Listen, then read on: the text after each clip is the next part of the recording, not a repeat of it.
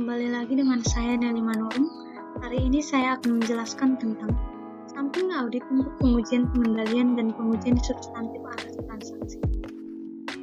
Adapun subbab yang akan saya bahas, yang pertama sampel representatif, yang kedua sampling statistik versus sampling non-statistik dan pemilihan sampel probabilistik versus non-probabilistik, yang ketiga metode pemilihan sampel probabilistik, yang keempat metode pemilihan sampel non-probabilistik, yang kelima sampling untuk tingkat pengecualian, yang keenam aplikasi sampling audit non-statistik, yang ketujuh sampling audit statistik, yang kedelapan distribusi sampling, dan yang kesembilan aplikasi sampling atribut.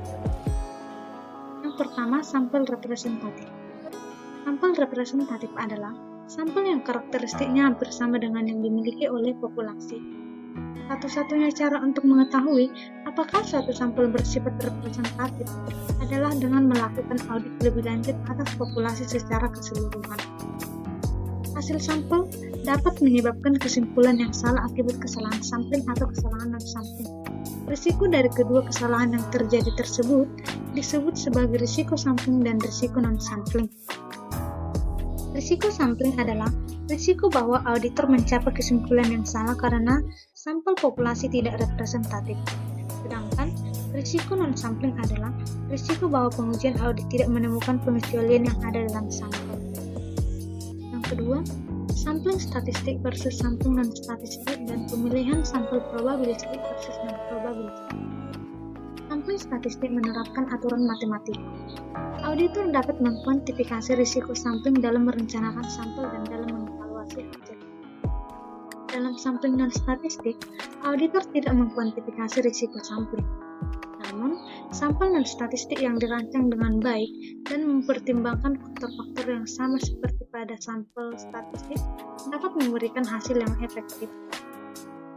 Dalam pemilihan sampel probabilistik, auditor memilih secara acak item-item sehingga setiap item populasi memiliki probabilitas yang sama untuk dimasukkan dalam sampel. Dalam pemilihan sampel non-probabilistik, auditor memilih item sampel dengan menggunakan pertimbangan profesional. Yang ketiga, metode pemilihan sampel probabilistik. Yang pertama, pemilihan sampel acak sederhana. Dalam sampel acak sederhana, setiap kombinasi dari item populasi yang mungkin memiliki kesempatan yang sama untuk dimasukkan dalam sampel. Auditor menggunakan sampling random atau acak sederhana untuk populasi sampel apabila tidak ada kebutuhan untuk menekankan satu atau lebih item populasi. Yang kedua, pemilihan sampel sistematis. Dalam pemilihan sampel sistematis yang juga disebut sampling sistematis, auditor menghitung suatu interval dan kemudian memilih item-item yang akan dijadikan sampel berdasarkan ukuran interval tersebut. Yang ketiga, pemilihan sampel probabilitas yang proporsional dengan ukuran dan bertahap. Dalam pemilihan sampel probabilitas yang proporsional dengan ukuran dan bertahap, ada dua cara untuk memperoleh sampel. Yang pertama, mengambil sampel di mana probabilitas pemilihan setiap item populasi individual bersifat proporsional dengan jumlah tercatatnya. Yang kedua, membagi populasi ke dalam subpopulasi. Biasanya itu menurut ukuran dolar, dan mengambil sampel yang lebih besar dari subpopulasi itu dengan ukuran yang lebih besar. Yang keempat, metode pemilihan sampel non-probabilistik. Yang pertama, pemilihan sampel sembarangan. Pemilihan sampel sembarangan adalah pemilihan item atau pos tanpa bias yang disengaja oleh auditor. Dalam kasus semacam itu, auditor memilih item populasi tanpa memandang ukurannya, sumber, atau karakteristik lainnya yang membedakan. Yang kedua, pemilihan sampel blok.